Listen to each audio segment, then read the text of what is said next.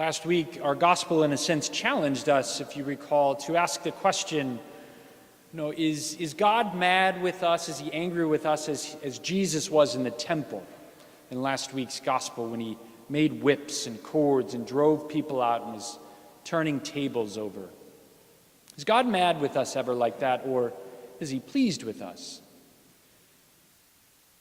And one of the ways we knew how to answer that question from the gospel was whether or not we act like the people of Jesus' day and the prophet Jeremiah's day. Whether this sacrifice coming to this altar has anything to do and impacts anything of our week. In Jesus' day, people would come and make sacrifice at the altar, right? And that was it. They would make sacrifice and think that's what saved them and they're okay. And then they would go back to lives of cheating and stealing and murder, as we read in the book of Jeremiah. And so the question last weekend, is God ever angry with us as he was in the temple? Or is he pleased with us because this impacts every other day of the week? And this week, maybe our readings challenge us even a little bit further. Could we ever anger God so much that he would just wash his hands and walk away? Could we ever anger God so much and make him so upset with us that he would just give up? I remember some years ago watching an interview with a gentleman. And this gentleman was Irish Catholic, many brothers and sisters, good parents, raised in a good home. But his life went off the tracks. He got in with the wrong crowd growing up, and it was the mob that kind of took him in. And this gentleman became a hitman for the mob. He murdered fathers.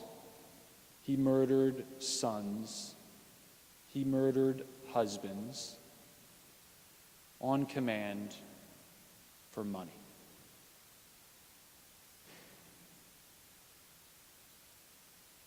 And when he was caught, he was quickly convicted and sentenced to life in prison.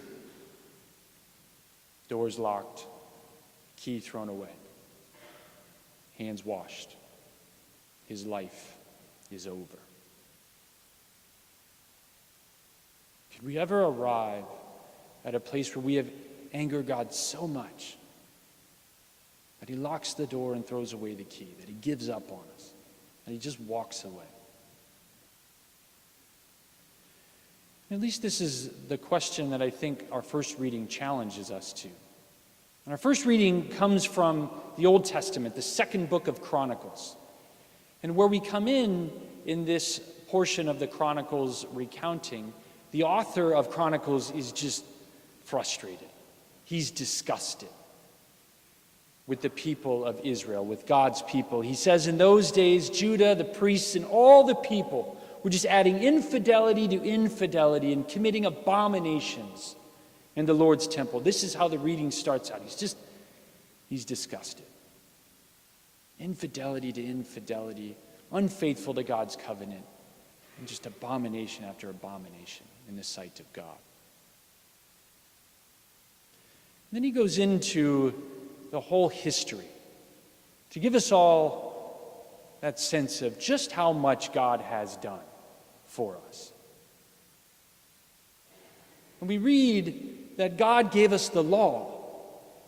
And the whole reason that he gave us the law wasn't to simply tell us what to do and to be bossy. It was because we had no idea what to do. We had no idea how to live as we were created to be. And when we showed God that, he didn't walk away. He didn't give up. He gave us Moses. He gave us the law to reveal to us who we are and how we are to act so that we can become fully human, fully God's children. But of course, humanity disobeyed. Israel disobeyed. They grumbled. They didn't want to live the law of God and be faithful to that covenant with Moses. And so God still didn't walk away. He still didn't give up. He then sent, as we read in this reading, messengers, prophets, living, breathing people and mouthpieces for us. God sent them to us to tell. This is how you are straying from the law. This is how you are straying from the covenant. But as the reading goes on, Israel despised and mocked the prophets. And still, God didn't give up. Still, God did not take the key and throw it away. This is where the reading goes on to recount God's anger. And it's important for us to always remember that God's anger is not like our anger.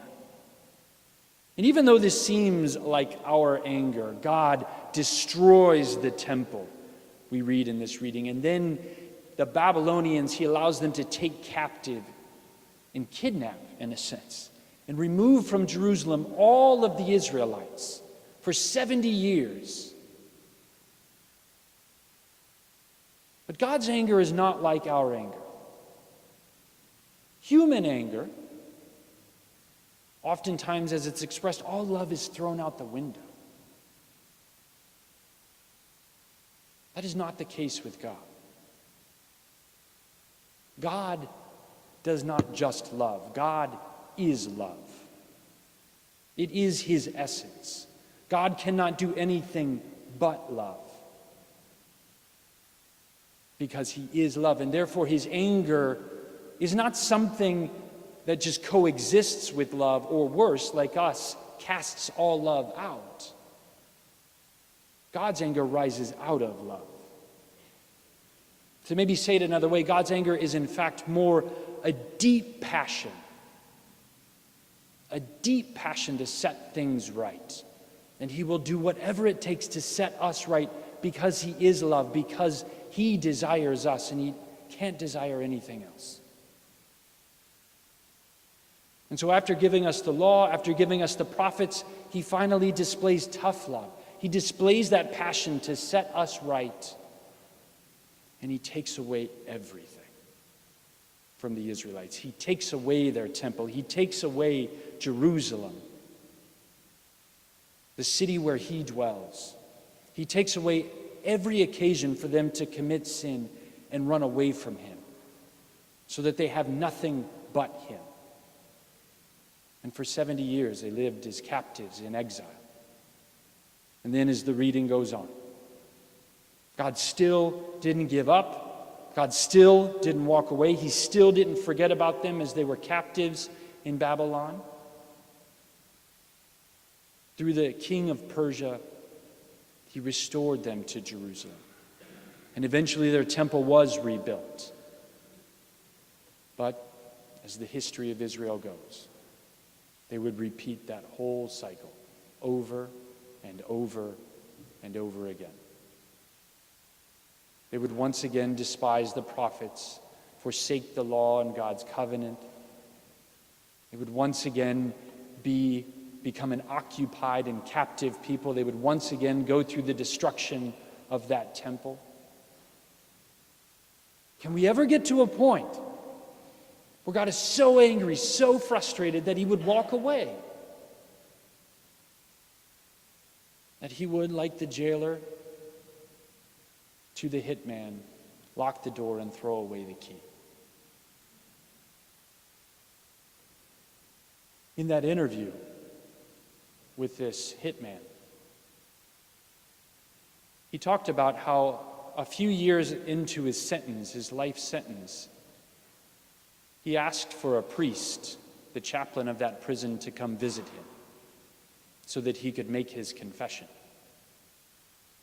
And the prisoner, the inmate, the hitman, talked about how he confessed that he was a murderer of husbands. He was a murderer of fathers. He was a murderer of sons. and did it all on command and for nothing but money. And he said the priest asked this question after his confession. He said, "What penance do you think I ought to give you?" And the hitman said, "Father, you could justifiably crucify me. In justice, you could actually kill me." And the priest said, "No." He said, "No." True to the God who does not abandon us, true to the God who does not walk away, true to the God who would never give up on us, could never give up on us, he said no. 10 Our Fathers, 10 Hail Marys, and don't do it again. And absolved him of his sins. Not only would God never walk away, not only would God never abandon us, not only would God never give up on us, in the most hopeless of times when it seems that all have abandoned us, God draws himself closer to us. Was that not what we heard in today's gospel? One of the most famous passages in all of Scripture, John 3:16. For God so loved the world that he gave us his only Son. And he was sent into the world not to condemn it. As often as we might condemn one another and want to condemn one another, he was not sent into this world to condemn us. He was sent into this world to draw us to himself so that we might have salvation.